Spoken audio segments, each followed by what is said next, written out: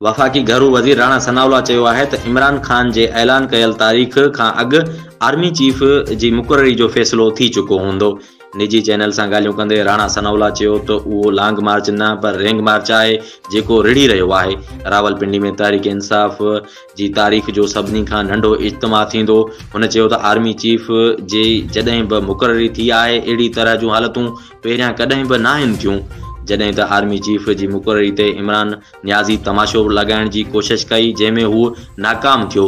इमरान ख़ान जे ऐलान कयल तारीख़ खां अॻु आर्मी चीफ जी मुक़ररी जो फ़ैसिलो थी चुको हूंदो। घरू वज़ीर चयो त इमरान ख़ान जे अमल खे पूरी ताक़त सां रद्द करणु तमामु ज़रूरी हो, न त हर 3 सालनि खां पोइ लॉन्ग मार्च शुरू थी वञनि हा। दहशतगर्दी जी अंत वारी अदालत तहरीक इंसाफ़ जे चेयरमैन इमरान ख़ान जी ज़मानत में वाद कंदे तिबी रिपोर्ट तलब करे वरिती। रिपोर्ट मूजिबि संगजानी थाणे में दाख़िल एहतिजाजी मुज़ाहिरे ऐं सरकारी कमनि में मुदाख़लत वारे केस जी ॿुधणी दहशतगर्दी जी अंत वारी अदालत इस्लामाबाद में थी। अदालत इमरान ख़ान खां तिबी बुनियादनि ते अॼोकी ॿुधणी में हाज़िरी खां छूट जी दरख़्वास्त मंज़ूर कंदे अॻूणे वज़ीर आज़म जी अबूरी ज़मानत में 28 नवंबर ताईं वाध करे छॾी। अदालत ईंदड़ ॿुधणीअ ते इमरान ख़ान जी मुकमल मेडिकल रिपोर्ट बि तलब करे वरिती आहे। केस जी ॿुधणी दहशतगर्दी जी अंत वारी अदालत जे जज राजा जवाद अब्बास हसन कई, जिते तहरीक इंसाफ़ चेयरमैन इमरान ख़ान तरफ़ां राय तजमल हुसैन लाली अदालत में पेश थियो ऐं मौक़िफ़ अख़्तियार कयो त गोलियूं लॻण सबबि इमरान ख़ान सख़्त बीमार आहे, उन लाइ पेश नथो थी सघे, जंहिंखां पोइ अदालत केस जी ॿुधणी 28 नवंबर ताईं मुलतवी करे छॾी। मुस्लिम लीग नून आज़ाद कश्मीर में मकानी चूंडनि जे सिलसिले में फ़ौज ऐं रेंजर्स जी मुक़ररी लाइ इलेक्शन कमीशन खे ख़त लिखी छॾियो आहे। मुस्लिम लीग नून आज़ाद कश्मीर जे सदर इलेक्शन कमीशन के लिखियल ख़त में चयो वियो आहे त उमेद आहे त इलेक्शन कमीशन चूंडूं पाक फ़ौज ऐं रेंजर्स जी निगरानी में कराईंदो। ॿिए तरफ़ आज़ाद कश्मीर जी इलेक्शन कमीशन चीफ सेक्रेटरी खे ख़त लिखी छॾियो आहे, जंहिंमें चयो वियो आहे त पोलिंग स्टेशननि ते अमन अमान जी सूरतहाल खे बरक़रार रखणु हुकूमत जी ज़िम्मेवारी आहे।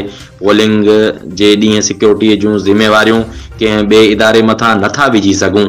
ख़त जे मतन में वधीक चयो वियो आहे त आइन समूरनि इदारनि खे इलेक्शन कमीशन जी मदद करण जो पाबंद कंदो आहे।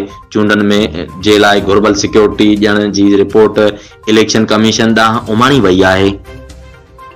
सिंध हाई कोर्ट परवीन रहमान क़त्ल केस में जवाबदारनि जूं सज़ाऊं कालादम करार ॾेई छॾियूं। औरंगी पायलट प्रोजेक्ट जी सरबराह परवीन रहमान खे 2013 में क़त्ल कयो वियो हो। परवीन रहमान क़त्ल केस जे जवाबदारनि खे दिसंबर 2021 में सज़ाऊं ॿुधायूं वयूं हुयूं। जवाबदारनि मथां फी माण्हू ते 2 लख रुपया ॾंड बि हयो वियो हो ऐं ॾंड न भरण जी सूरत में 6 महीना वधीक कैद करण जी सज़ा जो बि हुकुम ॾिनो वियो हो। दहशतगर्दी जी अंत वारी अदालत जवाबदार रहीम सवाती, अमजद हुसैन, अयाज सवाती ऐं अहमद हुसैन खे 2 भेरा उम्र कैद जूं सज़ाऊं ॿुधायूं हुयूं। सिंध हाई कोर्ट जवाबदारनि जी सज़ाउनि ख़िलाफ़ अपील मंज़ूर कंदे सज़ाउनि खे कालादम करार ॾींदे हुकुम ॾिनो त जेकॾहिं जवाबदारनि ते ॿिए कंहिं बि केस में घुर्बल न आहिनि त खेनि आज़ाद कयो वञे। इंग्लैंड खिलाफ़ टेस्ट सीरीज़ जे लाइ चीफ सिलेक्टर मोहम्मद वसीम 19 रुकनी क़ौमी टीम जो ऐलान करे छॾियो आहे। क़ौमी क्रिकेट स्क्वाड में बाबर आज़म, मोहम्मद रिज़वान, अब्दुल्ला शफ़ीक, इब्रार अहमद, अज़हर अली, फ़हीम अशरफ, हारिस रऊफ़, इमामुल हक, मोहम्मद अली, मोहम्मद नवाज़ शामिल आहिनि, जॾहिं त सरफराज़ अहमद जी वापसी सां गॾु मोहम्मद वसीम जूनियर, नसीम शाह, नोमान अली, सलमान अली, आगा सऊद, शकील, शान मसूद ऐं ज़ाहिद महमूद बि टीम जो हिसो हूंदा। Chief selector Mohammad Wasim press conference में चयो त फ़हरिस्त में 16 रांदीगरनि जी टीम बणिजे थी। आला मयार जी क्रिकेट थी रही आहे। फास्ट बॉलिंग जो स्क्वाड वधाइण जी कोशिश थींदी आहे। जॾहिं स्क्वाड जी चूंड थींदी आहे त हिकमत अमली त बणिजे थी। जेकी कोताहियूं हुयूं सिलेक्शन दौरान उन ते नज़र रखंदासीं। डोमेस्टिक क्रिकेट खे बि अहमियत ॾिनी वई आहे।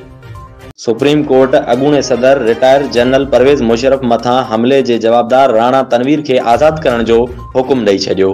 अॻूणे सदर परवेज़ मुशर्रफ ते हमले जे इल्ज़ाम में गिरफ़्तार जवाबदार खे सज़ा पूरी थियण बावजूदु आज़ाद न करण बाबति केस जी ॿुधणी जस्टिस सरदार तारिक मसूद जी सरबराही में 3 रुकनी बेंच क़ाइमु कई वई।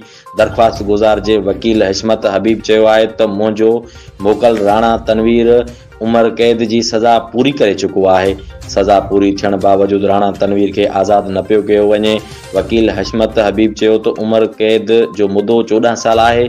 मुंहिंजे मोकल खे जेल में कैद दौरान 20 साल थी चुका आहिनि।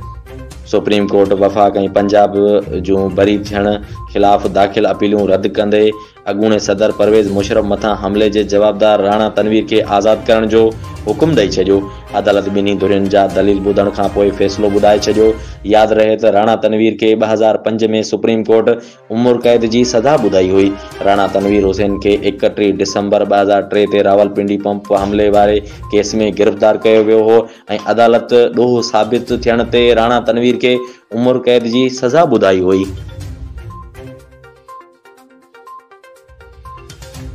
वज़ीर आज़म जी ऑफिस के दिफ़ा वारी वज़ारत तरफ़ां नए आर्मी चीफ जी मुक़ररी लाइ समरी मिली वई आहे। ज़रियनि मूजिब समरी में 5 नाला मौजूद आहिनि।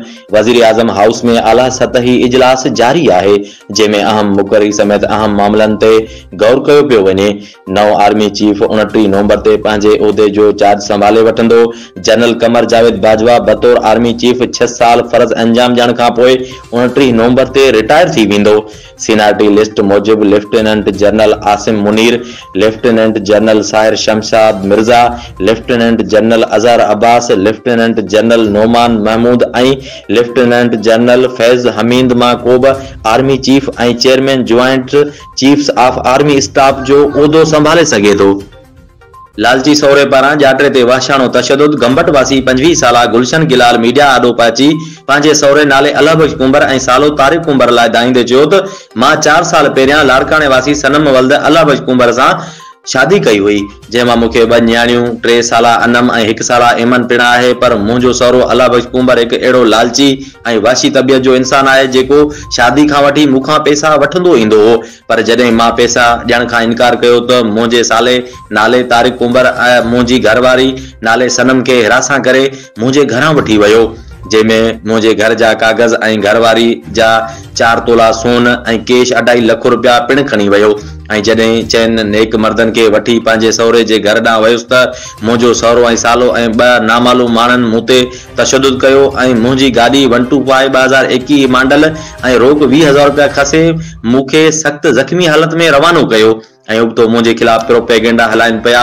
मां एसपी मसूद बंगश ऐं डीआईजी मज़हर नवाज़ शेख खे गुज़ारिश थो कयां त साफ़ शिफ़ाफ़ इंक्वायरी कराए मूंखे इंसाफ़ ॾियारियो वञे ऐं मुंहिंजे नाले अल्लाह बख्श कुंबर नाले तारिक कुंबर मां जान जो ख़तरो आहे। मूंखे कुझु बि थियो त उन जा ज़िम्मेवार इहे 2 शख़्स हूंदा। वज़ीर आज़म जे ख़ासि मुआवन अता तारड़ चयो आहे त फराह गोगी जी गिरफ़्तारी वारंट जे लाइ घरू वज़ीर राणा सनाउल्लाह खे दरख़्वास्त ॾेई छॾी आहे।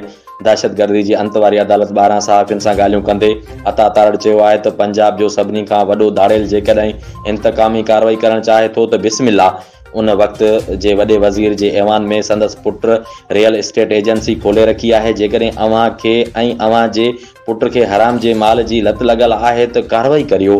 अता तारड़ चयो आहे त 1.5 अरब जूं गाॾियूं ख़रीद कयूं पियूं वञनि। अव्हां पंहिंजनि वज़ीरनि जूं पघारूं 12 लख रुपया करे छॾियूं आहिनि। अव्हां सरकारी नाणे ते बि लुटमार करे छॾी आहे ऐं कब्ज़ा पिण करे रहिया आहियो। अरशद शरीफ़ क़तल ऐं इमरान ख़ान मथां हमले जे हवाले सां मुस्लिम लीग नून जी क़यादत ते इल्ज़ाम हणंदड़ तस्नीम हैदर खे तर्जुमानी जो नोटिफिकेशन कंहिं ॾिनो आहे। अता तारड़ चयो त हिकु माण्हू चवे थो त अरशद शरीफ़ जे क़तल जी प्लानिंग नवाब शरीफ़ सां गॾु वेही कई वई। अता तारड़ चयो त उहा समूरी प्लानिंग परवेज़ इलाही कई आहे। को बि माण्हू चए त मां अरशद शरीफ़ जे क़तल वारी प्लानिंग में मुलवस हुअसि त छा उहो मञियो वञे। हुन वधीक चयो त तस्नीम हैदर जूं असद कैसर समेत ॿियनि तहरीक इंसाफ़ अॻवाननि सां तस्वीरूं आहिनि। छा तस्नीम हैदर खे तहरीक इंसाफ़ जो तर्जुमान सम्झियो वञे। शिकिल मां बि लॻे थो त घड़ी चोर केस तां ध्यानु हटाइण लाइ तस्नीम हैदर जहिड़े किरदार खे अॻियां आंदो आहे। सोबोदेरो शहर जी लतीफ़ कॉलोनी जे रहवासियुनि हाजी रबन मला, असलम सातो, आरिफ मला, आगा ज़फर मला, रियाज़ हुसैन मला, हिम्मत अली मला, इब्रार अली मला, सजाद ऐं ॿियनि नालियुनि जे गंदे पाणी नेकाल न करण ख़िलाफ़ एहतिजाज। रहवासियुनि चयो त शहर जे वॾे में वॾी सोबोदेरो लतीफ़ कॉलोनी आहे जिते हज़ारें रहवासी रहाइश पज़ीर आहिनि ऐं तक़रीबन 1000 खां मथे घरनि ते मुश्तमिल आहे। बरसात बाद कॉलोनी में सफ़ाई सुथराई न थियण सबबि नालियुनि जो गंदो पाणी घिटियुनि ऐं घरनि में बीठल आहे। उन गंदे पाणी मां रहवासी ऐं स्कूल वेंदड़ न्याणियूं ॿार बीमार अचण वञण ते मजबूर आहिनि ऐं रहवासी मुख़्तलिफ़ बीमारियुनि जो शिकार थी चुका आहिनि। रहवासी घर विकिरो करण ते मजबूर आहिनि। बल्दियाती इलेक्शन में पीपी जे बीठल काउंसलर पारां हाराइण बाद कॉलोनी वासी इंतकामी कार्रवाई जो शिकार आहिनि।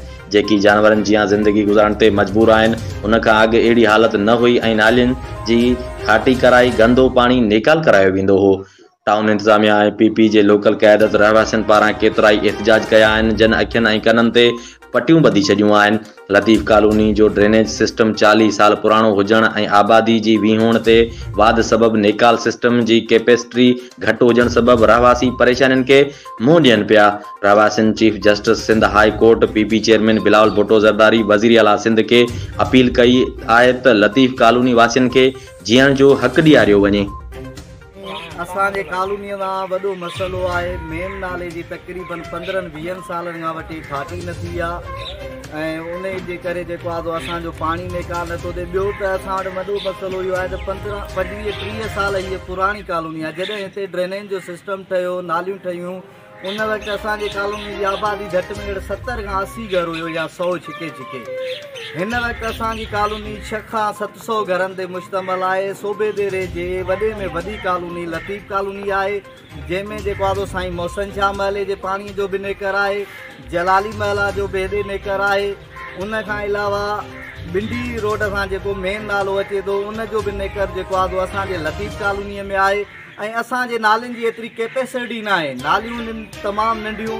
हिन वक़्तु जेका 50 या 70 घर ते नाली मुश्तमिल माना ठहियल हुई हिसाब सां, अॼु उहा उन कॉलोनीअ में 600 खां 700 घर आहिनि।